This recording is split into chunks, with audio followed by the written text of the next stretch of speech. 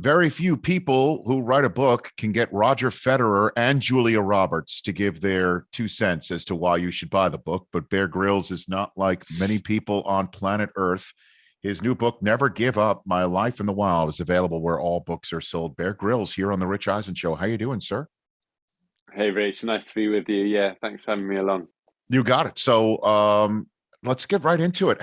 How does one become an adventurer in life? How does one get to be what you're Well, doing? yeah, it's interesting. I think first of all, I think adventure is a state of mind. Actually, I think it's in all of us, isn't it? Uh, I think for me as a young boy, it was the only thing I was ever any good at. Is the honest answer. I wasn't a kind of brilliant superstar or anything like that at school, but I loved to go out and climb with my late dad. He'd been a Marine and loved all of that sort of thing. And I was brought up on a little island off the south coast of England, and we'd always kind of making little rafts and climbing up the cliffs and stuff. And I think as somebody that said to me age 7 that I could have a job that involved, getting muddy and falling off stuff, I would have thought heaven. So, I feel I look back now on a lifetime of adventure. I think it started at a young age, but really in those early days, I just wanted to be, I think, close to my dad. My way of doing that was we go and climb and have these adventures together. But it's been a great privilege. It's been a road that I never really planned beyond that, beyond knowing that I wanted to try and follow my heart, try and follow what I really loved, what I was okay at in life. And like I said, I think I've been very lucky. I stand on the shoulders of many giants, is the truth. So, is it true you came from a family of cricketers? Like there's a bunch of history in your family of playing cricket. Did you not go in that direction? And any were attempt to go in that direction at one No, point? they were all much more talented than me. Yeah. I was a black sheep. I couldn't do much apart from as a kid. I was always a kid that could climb the highest building at school or the highest tree and where I lived and stuff. But which really, when you're a kid, isn't much of a skill. It doesn't hold a lot of currency when you're a kid. But I loved it. And I've always tried. My dad used to say to me as a kid, just try and follow what you really love and be resilient and get knocked back and keep smiling, get back up, have a never give up spirit, and try and be kind to people along the way. And that sort of thing meant much more, I think, to my parents for me growing up than just kind of, following the more conventional path. And I look back and I'm so grateful for that in many ways. I'm a dad now to 3 teenagers. Yeah. And I think, as it's what we want our children to be able to kind of be resilient and to follow what they love and to try and be kind along the way. That really is life in a nutshell, I think. So who's the first Bear Grylls to come across you and say, we need to get you on television? Who's the first person to say, let's put you Well, on mass media yeah. or bring you to the people? Yeah, well, the truth is, I was a very reluctant person to do that in the early days, and when I say about standing on the shoulders of giants in my life, I really mean that, from early days, from whether it was my dad teaching me to climb or whether it was the person that first gave me that break in TV. But I remember it so well, I was just leaving the military. I'd got back from Everest where I'd written a book on a climb I did up there where we had a whole bunch of things go wrong and people lost their lives, but eventually 2 of us reached the top, and I'd written a book on that. I just got married as well, young, starting out in life, and a TV producer read the book and he said, "Well, I know your background with the military, where my job was teaching a lot of the combat survival as part of the British Special Forces." And he said, "Well, why don't we do a show where we drop you in the middle of nowhere and you show us how to get out of there?" And I was like, really kind of, I thought, I don't know TV. It wasn't my thing. I was kind of just leading the expeditions and climbing and giving presentations on it and scratching a few pennies here and there and starting out. Right. And but TV, I said, I'm not a TV presenter. I wouldn't know how to do that. And I remember I said no 3 times to them. And he kept saying, this guy, Rob McIver, genius man, still a friend. And he said, we don't want a TV presenter. We just want you to do your stuff. We're going to Right. follow.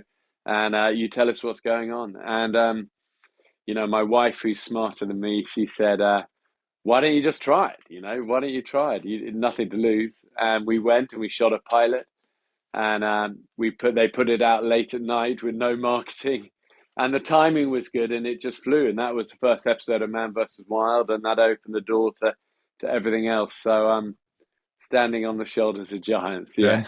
Then when did you come up with the idea, or who came up with the idea? Let's add a celebrity element to it. Let's put you out in the wild. Let's do Running Wild, where you're going to start having a whole host of people from across the sports or pop culture or political landscape.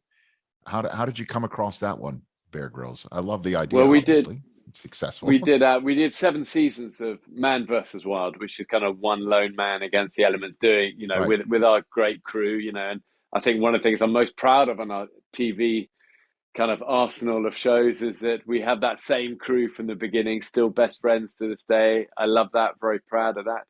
But after 7 seasons, we got approached by our first ever Running Wild guest, which was Will Ferrell. And he said, I'd love you just to take me on an adventure. And we ended up filming it, but it was part of Man versus Wild. It was kind of Men versus Wild, I think they called it. And again, that kind of flew. And it was just at a time where I was finishing with Discovery Channel, taking kind of step to NBC, which was my first on network show. And we said, why don't we just make a whole series of this? We call it Running Wild. I'll take along some other people. We got great guests, quickly. We in the next one was Jake Gyllenhaal, I think. And, I think because we started really at the top, we've just always been really lucky and just had amazing people. And I always think the Wild is a real star of the show. It allows people to be honest and to open up. My job is to keep them alive, keep it fun, not kind of break people too much, and give them a great experience. And the magic of Running Wild really is we bring new audiences every time, new fans, new guests, new stars, and we're just kicking off season 8 now of Running Wild. And like I said, it's been a true privilege in my life, something I never take for granted. It's a position of real trust with these stars. But I truly love it. Usually here in Los Angeles, folks like your guests, the most they do is something called glamping, like that's pretty much their version of Wild, is going glamorous camping, called glamping. I'm sure you might have heard of that, but what was Will Ferrell like in the Wild for your first Men versus Wild? What was that like? I think he would have been dreaming of some glamping. Yes, I bet. I didn't know about that. That's it's a genius, great way of doing it. But Will Ferrell definitely didn't get that version.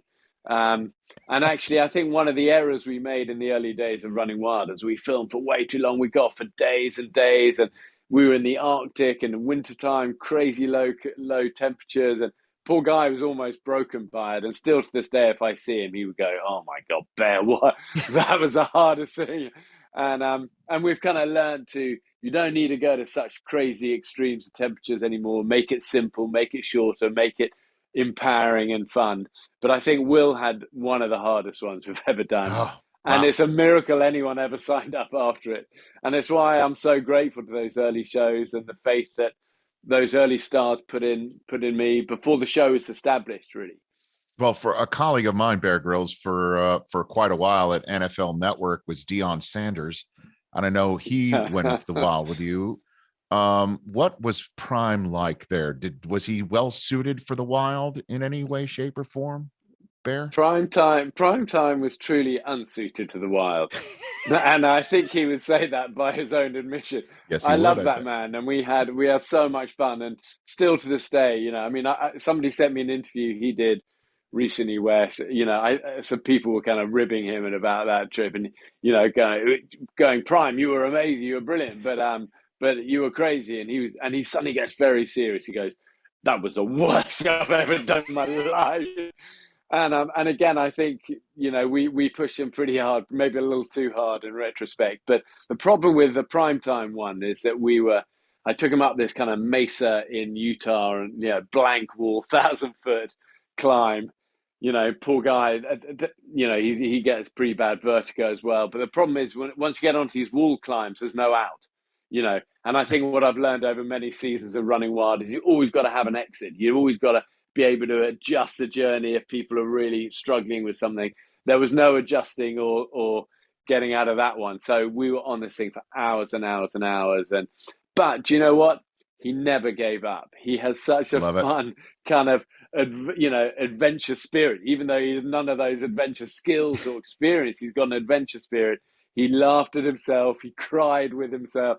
He was just brilliant, and I love him and admire him so much for it. So Me too. Me true too. hero. He's one of my favorite people. So, out of the sports stars that you have had in your midst, in your care, Drew Brees, Shaquille O'Neal, Roger Federer, who wrote a very nice accolade for you on the back of your new book, Never Give Up: My Life in the Wild, where all books are acquired. Which one was well suited for the adventurer lifestyle? Which one do you think was well suited? Well, I think Drew Brees is amazing, isn't he? And such a sort of cool cat, calm under pressure. I think to be in that position, that role that he does, you need to be calm under pressure. And actually, that kind of ability to think calm in the storm when it's all happening fast is a key trait of a survivor. He was amazing to take. We were in the jungle, hard journey with him. A great friend. We've kept in touch, and lovely family man, and a true hero. And again, somebody who really has that resilient spirit, but smart. He leads with his head, which is so key to survival. But I love that one. The Roger Federer one was a privilege for me because I'm a huge tennis fan. Love that. Wanted to do a journey like this with Roger for many years, and did he eventually we sweat got to do there? it. Did he actually sweat? Because I've never seen that. He didn't have his headband with him. I've never Not seen a him break a bead. sweat. Did he break a sweat with you? Did that happen? No. I mean, it didn't help the fact we were minus 20 Oh, in the snowy mountains, but he got very cold. I do remember he got very cold. I used okay. it to my advantage because I thought all I want to do one time in my life is I don't want to play tennis with Roger because it's just not gonna, I'm not gonna be able to hold my own there. But ping pong, table tennis, I could do.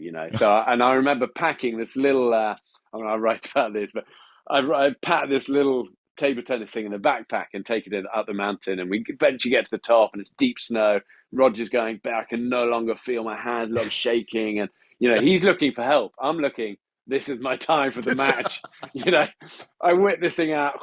Here we go, ready to go. And he goes, "What now?" And I go, "Now, first to 11. This is it." He's going, "Oh, okay." And then I go straight in. He goes, "No warm up." I go, "You got to be kidding! We're 3-love up. Here we go." But I remember. I think we got to like 9-all, and he started to get his eye and hand in. His blood came back, and then there was only ever going to be one winner. He beat me 11-9 then. But what a fun guy! And I remember we put that one on the show to kind of Wimbledon graphics with all the scoreboard. Yes. And, he gave a commentary on it afterwards. But what a cool guy! What a cool cat! He didn't sweat.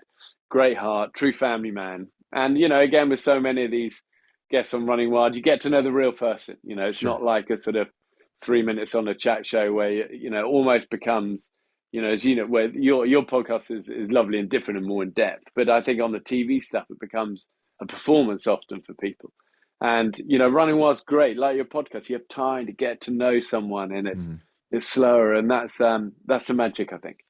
So before I let you go, why the book? Why now? What led you to want to add this to everything else that you've done and written about in your life? Bear. Well, it's so many of the stories I get asked about all day by so many people. Behind the scenes on Man vs. Wild, what was it really like? What's the worst you've ever eaten? The closest you've come to dying? What's it really like running wild with Obama whilst he's in office, or with Prime Minister Modi of India? And so many stories. And I think for my kids, I really wanted them to know those. I also wanted them to know the struggles behind the things that, I think our families grow up and see the good stuff. They see the successes. But for me, my book was only ever going to be called one thing, which was Never Give Up, because it's been that through the door so many failures, and that really is the truth. I think behind all the things that have worked out, there have been 100 disasters, and you got to get back on your feet and be resilient. And I think it's one of the most important messages for all of us to share at this time when so many young people are facing battles and struggles, is that, do you know what? I've never met a strong person who's had an easy past. That past, the struggles, the battles are what really make us. And I wanted to share those with people who kind of like my stuff, but also for me with my kids, especially. So I'm proud of it. I've written every word. I'm grateful for you for kind of, sharing it, but I hope people enjoy it. Well, I'm grateful for you coming on. I literally could ask all those questions of you, but people will just have to read it in the book. And I appreciate the time right here. I'd love to meet you in person one day, but that's the extent of it. I'm not really much of an adventurer. I like sitting on a set, climate controlled, craft services. That's the sort of type of broadcast I'm used to. But maybe, just maybe, if there is a slot, I'll join you at some point in time. I I'll love it. invite I myself. love it. I'm in, and you could argue that you're smarter than me. That's all. That's the difference. You And know what? and I've looked and followed your stuff for a long time, and I would say you definitely have an adventure spirit, state of mind, as we said at the beginning. I appreciate that. Thanks so much for the time here, Bear. Bear Grylls, Never Give Up, My Life in the Wild, where all books are acquired, right here on The Rich Eisen Show. Hey, you watched all the way to the end. Thanks for that. Watch more right here.